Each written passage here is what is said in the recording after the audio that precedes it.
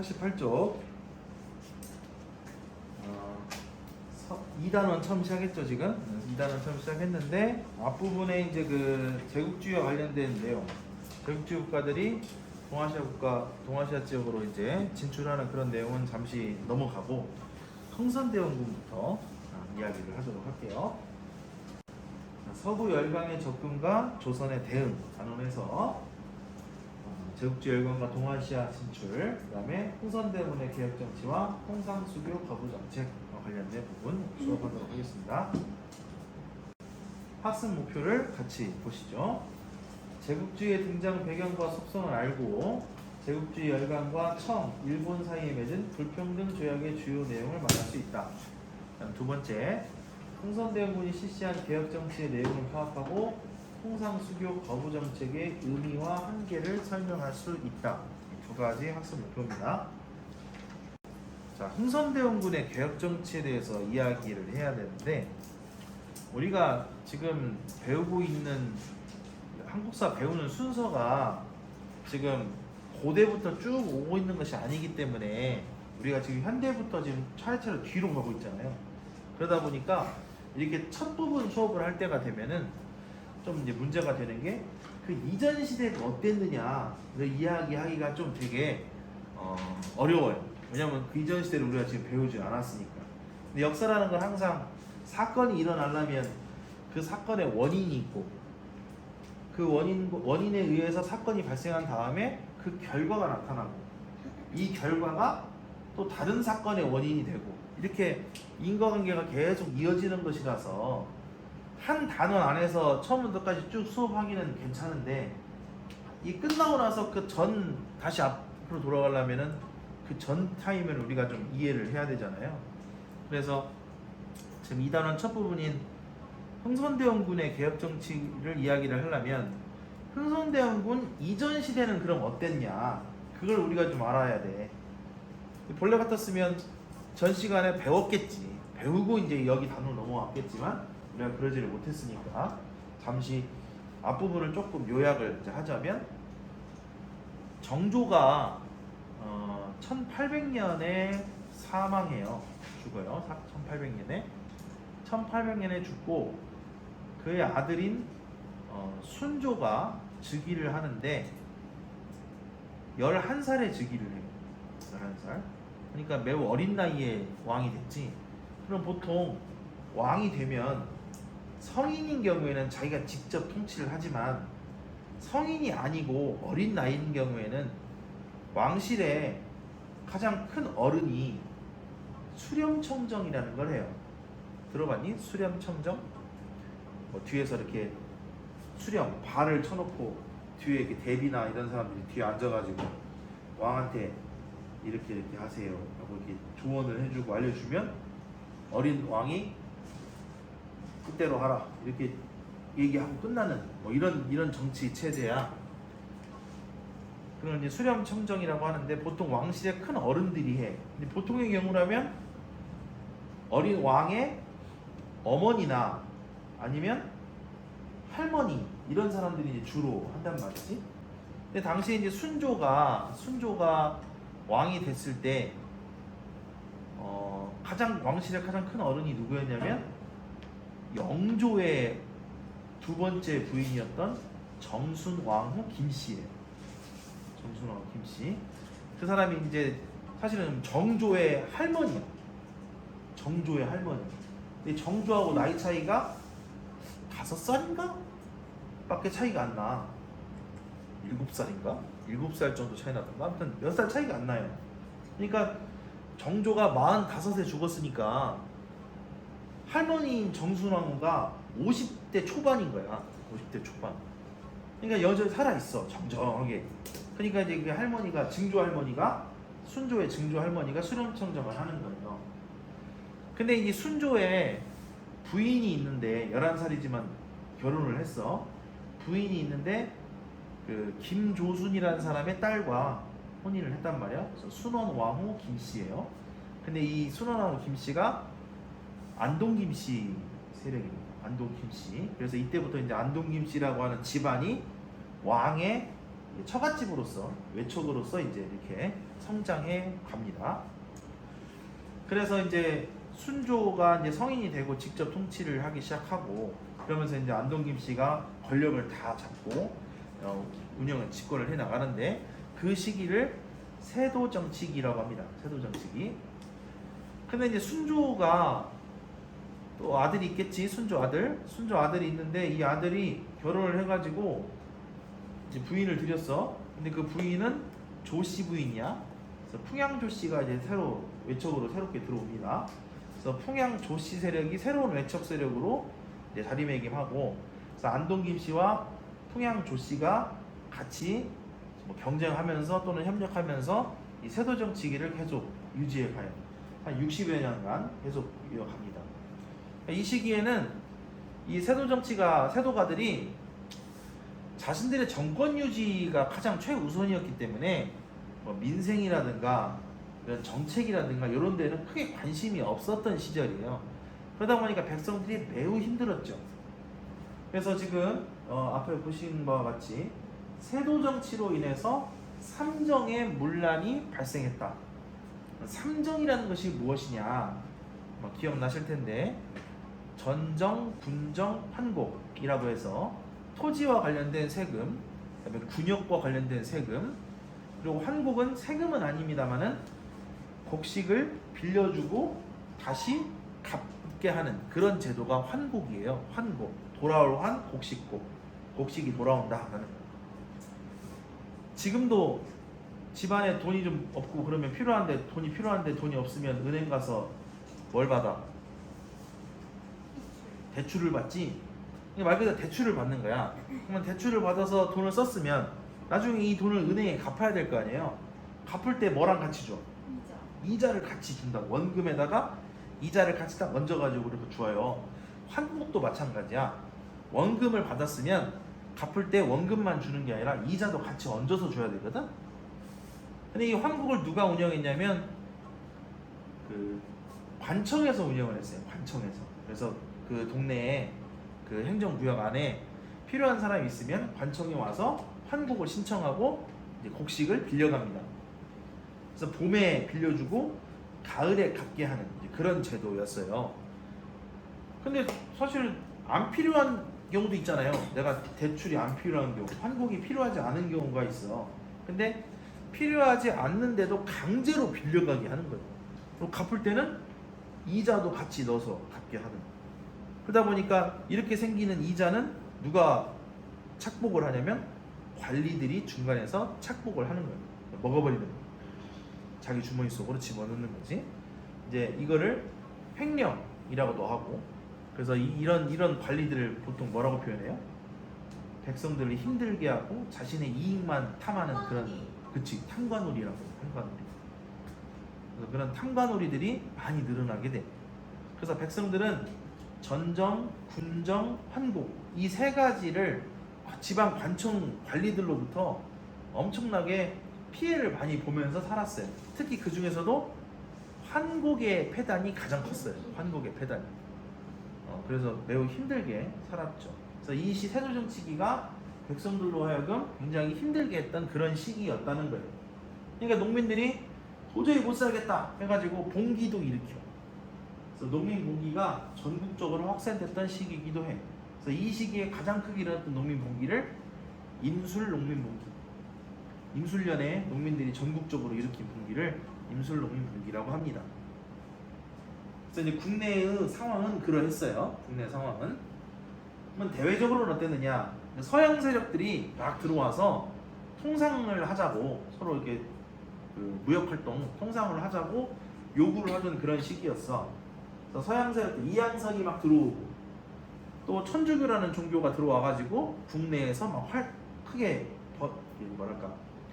포교가 되던 그런 시기야. 그래서 천주교가 점점 확대되고 그러다 보니까 많은 백성들이 자기의 삶에 대해서 위기를 느끼는 그런 시기가 바로 요때. 요 시기에 이제 흥선대원군이 등장하게 되는 것이죠. 그러면 흥선대원군이라고 하는 사람에 대해서 이야기를 좀 해볼 필요가 있을 것 같은데, 대원군이라는 말을 좀 우리가 알아야지. 근데 이제 대원군인데 이 대원군이 호칭이 이제 뭐냐면 앞에 흥선이라는 이름이 들어가는 거야. 그래서 이 사람은 흥선 대원군이라고 불리는데 그 대원군이 뭐예요? 왕이 아빠. 왕의 아버지를 대원군이라고 하는데 이상하지 않아? 왕의 아버지는 왕이어야 하잖아. 근데 왜 얘는 대원군이냐? 이건 이제 특이한 케이스로 들어오는 거예요. 이런 거지. 조선시대에는 왕은 왕의 자식이어야 왕이 될 수 있어. 그러니까 아버지가 왕이어야 왕이 될 수 있는 거야. 근데 조선 왕조에서 그러지 않은 경우가 많았거든. 몇 번 있었거든. 자기 아버지가 왕이 아닌 경우가 있었어. 근데 이제 그럴 때는 어떻게 하냐? 왕이 된 사람을 그 이전 왕의 자식으로 양자로 입적을 시켜요. 호적상으로 이동을 시키는 거야. 근데 양아버지야. 우리 전 임금이 양아버지, 나의 양아버지. 호적상으로는 아버지인데 실제로 나를 낳아준 아버지가 있을 거 아니야. 생부라고 하지, 생부. 그래서 그 생부는 그러면 왕이 된 내가 살아있는 자기의 아버지, 실제 나를 낳아준 아버지를 아버지라고 부를 수 있냐 없냐? 없으면 그것도 효가 아니거든. 유교에서 가장 중요한 게 효잖아요. 근데 효가 아니거든. 그래서 아버지라고 부를 수 있게끔 했어. 실제 나를 낳아준 아버지도. 근데 그 사람은 왕이 아니잖아. 그래서 왕의 아버지인데 왕이 아니야. 그럴 경우에 대원군이라는 칭호를 주는데요. 대부분의 경우에는 대원군이 살아있는 경우가 없어요. 다 죽은 경우가 대부분이었어. 죽은 경우.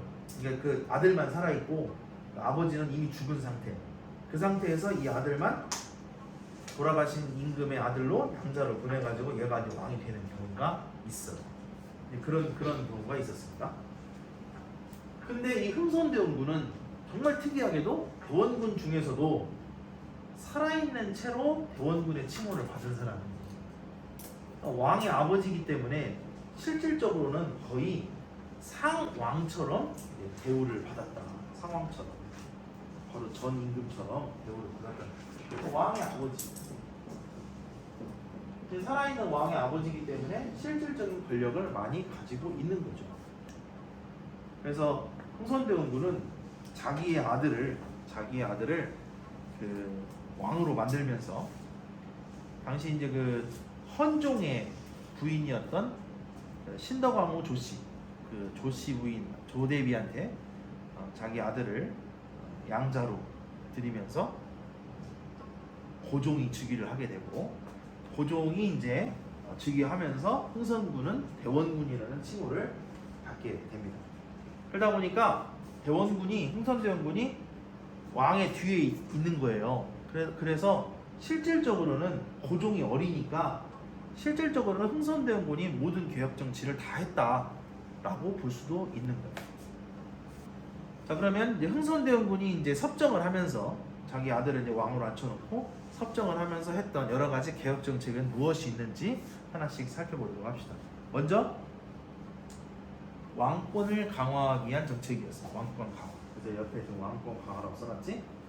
왕권을 강화하기 위한 정책. 첫 번째, 통치 체제를 정비했다. 통치 체제를. 그동안 이제 세도 정치기 동안에 그 안동김 씨, 풍양 조 씨, 이들이 이제 세도 정치를 하면서 원래 이제 조선에서 운영했던 여러 가지 정치 체제를 제대로 운영하지 않았어요. 그래서 그거를 다시 원상태로 복귀해 놓는 것 같은데, 세도 정치를 타파하면서 인재를 등용하는데 주로 왕실에서 종친들을 데려다가 많이 인재를 써먹었고, 대전회통이라는 것을 새로 만들면서 법전을 정비했다. 대전회통이라는 게 뭐냐면 조선시대 최고의 법전이 뭐예요? 조선시대의 최고 법전. 경국대전. 근데 경국대전이 조선 성종 때 완성이 되거든? 근데 이게 200여 년간 계속 이어져 오는데 법이 변할까 안 변할까? 시대가 200년이 지났는데 법이 당연히 변하겠지? 그래서 법을 한번 다시 정비를 해요. 그래서 영조 때 속대전이라고 하는 법전으로 다시 정비를 합니다. 근데 조선 후기가 세상이 급변하는 시기라서 법이 굉장히 많이 변해요. 그래서 속대전이 나중에 정조 때 대전통편이라고 하는 걸로 바뀌어요. 대전통편. 자, 대전통편이라는 걸로 한번 바뀌고 다시 이제 흥선대원 때 이 대전통편이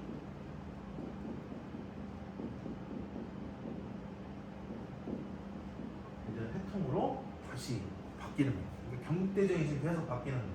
그래서 변하지 않는 두 글자가 있지. 대전은 계속 있어. 대전이란 말은 큰 법전이란 뜻이야. 경국대전이 1번. 이거의 속편이니까 속대전.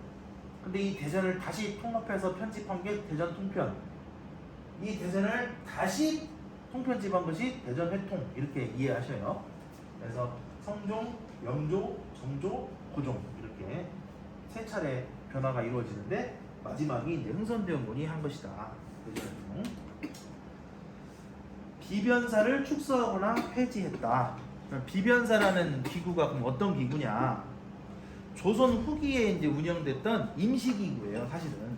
그러니까 국가에 큰 변란이 일어났을 때 그 변란을 신속하게 대응하기 위해서 단 하나의 기구로 모든 기관을 일원화시켜가지고 그 안에 그냥 모든 중요한 사람들이 다 모여서 회의도 하고 결정도 하고 하는 그런 기구예요.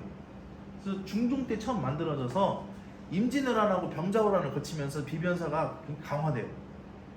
그러니까 조선 후기 때 권력을 좀 갖고자 하는 사람들은 비변사가 너무 편한 거야. 왜냐하면 원래대로 기구대로 그냥 쭉쭉쭉 절차대로 해야 되면 거쳐가야 할 절차가 굉장히 복잡한데 비변사만 하나 장악을 해버리면 권력을 장악하기가 편한 것이죠. 그래서 비변사를 조선 후기에는 세도가들이 매우 선호했던 기구예요. 그래서 세도 정치기에는 비변사 기능이 굉장히 강화됐죠.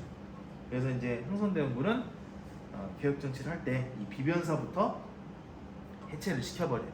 그래서 원래 이제 정식 통치 기구인 의정부 그리고 군사 기구인 상군부 이렇게 분리해서 업무를 나눠서 운영을 했었다. 다음 왕권을 또 강화하기 위한 방법으로 시행했던 정책이 경복궁을 다시 짓는 거예요. 경복궁이 다시 지어졌다는 얘기는 언제 무너졌다는 얘기지. 언제 무너졌을까? 임진왜란 때 무너졌어요. 임진왜란 때. 선조가 서울 버리고 도망갈 때 서울 백성들이 열받아가지고 경복궁에 불 질러버려. 그래서 그 이후로 경복궁이 없어져요. 그러면 조선시대 왕들은 경복궁을 불 질렀으니까 어디서 살았냐? 창덕궁에서 지내요. 창덕궁. 그러니까 경복궁은 임진왜란 때 이후로 사용을 안 했어요. 왜 새로 안 지었냐? 돈이 없어. 이걸 새로 지으려면 돈이 무지하게 필요한데 굳이 그 많은 돈을 들여가면서 궁궐을 새로 지을 필요가 없는 거지. 왜냐면 있으니까 궁궐이. 그래서 창덕궁에서 주로 생활을 했고, 그래서 조선 후기는 창덕궁이 거의 정궁 역할을 했던 거예요. 자, 그래서 이제 경복궁을 새로 짓는다. 그래서 조선 정궁을 새로 지으면서 왕실의 권위를 높이겠다라는 건데, 근데 경복궁 아까 지으려면 뭐가 필요하다고? 돈 필요하지. 돈이 필요하니까 원납전을 징수하는데, 원납전은 말 그대로 해석하셔야 돼요. 원에서 납부하는 전, 돈. 원에서 납부하는 돈. 이게 뭐야? 이런 걸 뭐라 그러지? 이거 기부한다 그러지. 그래서 기부금이야, 기부금. 원납전이라는 건 내가 원해서 내는 돈이야, 기부금. 아, 쓰세요. 근데 누가 그렇게 내? 그러니까 기부를 하기보다는 기부를 강요당하는 경우가 많겠지. 기부 좀 하지? 뭐 이렇게. 기부를 강요당하는 경우가 많아서 내가 내고 싶지 않은데 억지로 내야 되는 그런 경우가 있어요. 나중에는 원납전이 원에서 납부한 돈이 아니라 원망하면서 납부하는 돈으로 한자가 바뀌어서 그렇게 말하기도 해요. 원납전이 원망하면서 납부하는 돈이라고 쓰기도 하고. 돈이 또 필요하니까 성문의 통행세도 징수해요. 사대문 성문을 통할 때 통행세를 걷는 거예요. 백성들 불만이 많았겠지? 그 다음에 당백전이라는 걸 발행하는데 이 교과서 88쪽에 당백전 그림이 있어요. 당백전이 이제 뭐냐면 상평통보의 100배의 가치를 가지는 돈을 당백전이라고 합니다. 그러니까 동전 하나 만들어 놓고 원래 1원짜리 동전이 따로 있는데 동전 하나 만들어 놓고 이거 100원짜리야 라고 얘기하는 거야. 근데 실질적으로는 얼마의 가치가 있냐? 한 5원 정도 가치가 있는 거예요. 그러면 이 액면가보다 실질적인 가치가 지금 매우 적은 거지. 한 20배 정도 차이 나는 거예요. 5원인데 100원어치 가치를 하는 거야. 그러니까 국가 입장에서는 이렇게 당백전을 만들어 놓으면 이 100전짜리를 들고 이제 궁궐을 짓는데 필요한 비용을 댈 수가 있는 거지. 적은 비용으로 큰 돈을 가치를 만든 거예요. 고액권을 만든 거예요. 그렇게 해서 이제 궁궐을 지으려고 했던 건데 문제가 뭐냐면 이렇게 하다 보니까 화폐의 가치가 떨어지는 거예요. 화폐의 가치가 떨어지면서 인플레이션이 일어나지. 당연히 물가가 상승하는 거예요. 실질적으로는 상평통보의 5배 가치밖에 없는데 100배를 액면가로 해놨으니 화폐의 가치가 뚝 떨어지게 되면서 이 물가가 크게 상승하는 거예요. 결국에는 이게 시간이 지나면 이렇게 물가는 자동으로 오르게 돼 있어요. 화폐 가치가 점점 떨어지면서 물가는 자동적으로 오르는데 이때 갑자기 물가가 그냥 확 올라버리니까 백성들 입장에서는 살기가 너무 힘들어져 버리는 거지. 그리고 궁궐 새로 지으려면 노동력도 필요하고 그래서 국민들 백성들을 데려다가 노동력을 징발하기로 했다. 그러니까 양반들은 돈 내야 돼서 불만, 농민들은 가서 일해야 되니까 불만. 이렇게 해서 양반들과 농민층의 불만이 점점 커져갔다. 경복궁을 중건하는 것 때문에. 자, 흥선대원군이 이렇게 뭐 왕실의 왕권을 강화하기 위한 노력도 했지만 민생을 안정시키려는 노력도 했어요. 민생 안정. 삼정을 개혁을 하는데 아까 얘기했던 전정, 군정, 환곡을 개혁을 하는 거예요. 그래서 전정을 개혁하기 위해서 양전사업, 토지조사 사업을 해가지고 숨어있는 토지를 적발해낸다. 그리고 그 세금을 안 내던 토지에 대해서 세금을 걷게 하는 그런 제도고, 군정을 개혁하기 위해서 호포제라는 제도를 실시해요. 호포제. 집집마다 한 포씩 다 걷는 거예요. 집집마다. 그래서 양반한테도 군포를 징수했다라는 것이 상징적인 의미가 있고요. 환국을 개혁하기 위해서 사창제를 실시합니다. 사창제. 사창제라는 제도는 그전에는 관청에서 환국을 운영했다 했잖아. 관청에서. 근데 그 관청에서 환국 운영했던 것을 이제 개인으로 넘기는 거예요. 그래서 마을에서, 동네에서 덕망이 있거나 좀 어느 정도 재산이 있는 사람들이 이 사창제를 운영을 하면서 이 옥식을 빌려주고 다시 받는 이러한 제도를 정비를 제리하는 거예요. 그래서 관청에서 구율제도를 하는 것이 아니라 향촌 자치로 구율제도를 운영했던 것이 바로 사창제 되겠습니다. 다음 서원을 철폐하는데요. 전국에 한 600여 개 정도 서원이 있었는데 이 중에서 47개만 남기고 모두 철폐해버립니다. 그 이유가 있어요. 이 서원이 지방에 있는 양반들로 하여금 자신들의 권력을 유지하는 기구로서의 역할을 하게끔 했던 게 서원이에요. 그러니까 양반 세력들이 점점 커지고 오히려 그 지방에 있는 농민들만, 일반 백성들만 피해를 많이 입었다는 거예요. 그래서 이 서원이 제사도 해야 되고 공부도 해야 되는 곳이니까 농민들을 막 수탈해 가서 크게 원성을 많이 샀었습니다. 그 당시에. 더군다나 세금도 안 내요. 면세 특권도 있어요. 그래서 서원을 철폐를 하게 됐는데 민생을 안정시키고 재정을 확충하기 위한 목적으로도 이 서원을 철폐하는 그 효과를 얻게 됩니다. 당연히 그러니까 양반들이 불만이 많겠죠. 양반 요생들의 거센 반발을 초래하게 되었다. 자, 이렇게 흥선대원군의 정책을 봤어요. 통상수교 거부 정책을 볼 겁니다. 통상수교 거부 정책. 외국 세력들, 서양 세력들이 통상을 하자고 자꾸 요구를 해와요.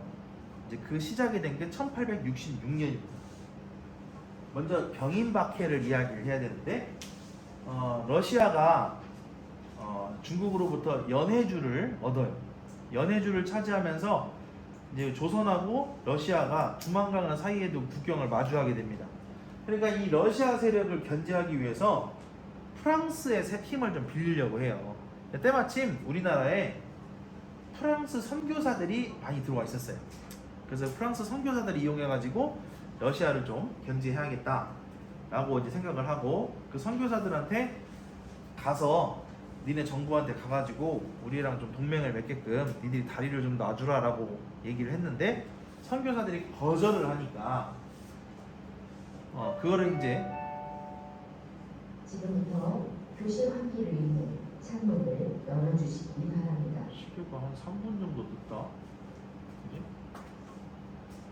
이거는 또 맞고 저건 틀리고 나는 이걸 안 보고 저거 보잖아. 프랑스하고 이제 동맹을 시도를 했는데 실패로 끝났단 말이에요. 그러니까 천주교를 그 보복으로 천주교를 박해해요. 그래서 천주교를 탄압하면서 프랑스 선교사들하고 신도들이 많이 처형당합니다. 이 과정에서 프랑스 선교사들이 처형을 당하니까 프랑스가 이제 거기에 그걸 빌미 삼아서 프랑스가 쳐들어오는 사건이 병인 양요예요. 그래서 병인 박해의 결과가 병인 양요입니다. 그 사이에 제너럴 셔머노 사건이 이제 일어나요. 제너럴 셔머노 사건은 미국 상선인 제너럴 셔먼호가 우리나라에 들어와서 통상을 요구했던 사건인데 얘네가 대동강을 타고 평양까지 들어와요. 대동강을 타고 배가 들어와서 통상을 요구하는데 얘들이 그 강 수심이 얕으니까 배가 걸려 바닥이 걸려가지고 표류를 난파를 했거든. 그러니까 얘들이 이제 먹을 것도 요구하고 물도 요구했는데 평양 시민들이 다 도와줬어. 먹을 것도 주고 물도 갖다 주고 하고 했는데 얘네들이 오히려 배에서 내려가지고 범죄 행위를 저지르니까 거기에 이제 화가 났던 평양 시민들이 이 배를 부질러버려. 다 때려 부셔버려. 거기 타고 있던 사람도 다 잡아버려. 그래서 이 사건이 이제 일어나고 그 사건 때문에 일어난 일이 신미양요. 신미양요. 미국이 나중에 그 사실을 알게 되면서 쳐들어오게 되는 거죠. 자, 병인양요는 병인 박해 때문에 일어났어. 프랑스 함대가 강원도로 침략을 해가지고 이제 그 대항에서 싸우게 되는데 문수산성, 정족산성에서 프랑스군을 이겨냅니다. 근데 강화도 성이 한번 프랑스군한테 점령을 당해요. 그러고 나서 조선군대가 가서 다시 빼앗는 건데 점령 당했을 때 강화도에 있던 외교장각, 강화도에 외교장각이라는 그 서고가 있었는데 여기를 털려요. 프랑스 애들이 그걸 다 갖고 갑니다. 지네 나라로. 그래서 이때 약탈되었던 우리나라 문화재가 굉장히 많습니다. 오페르트 도굴 사건은 독일인 오페르트가 흥선대원군의 아버지인 남현군의 묘를 도굴하려다가 미수된 사건이에요. 이 왜 도굴하려고 했냐면 흥선대원군 아버지의 시신을 인질 삼아가지고 통상을 요구하려고 했는데 그게 미수로 끝나면서 전 세계적인 지탄을 받았던 사건입니다.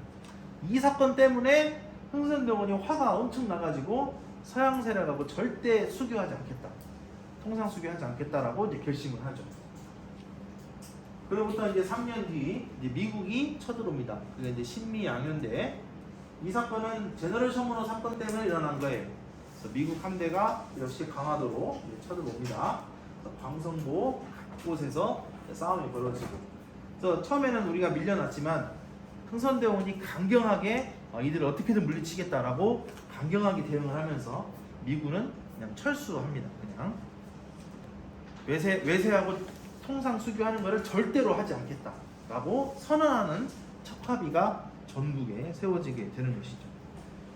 근데 이 척합의가 건립되면서 외세의 침략을 좀 일시적으로 저지는 했으나 이제 우리가 근대화되는 것이 늦춰지는 그런 결과를 초래하게 되었다는 한계점이 있습니다.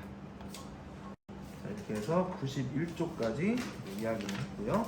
다음 시간에 대항과 불평등 조약, 강화도 조약에 대해서 보도록 하겠습니다.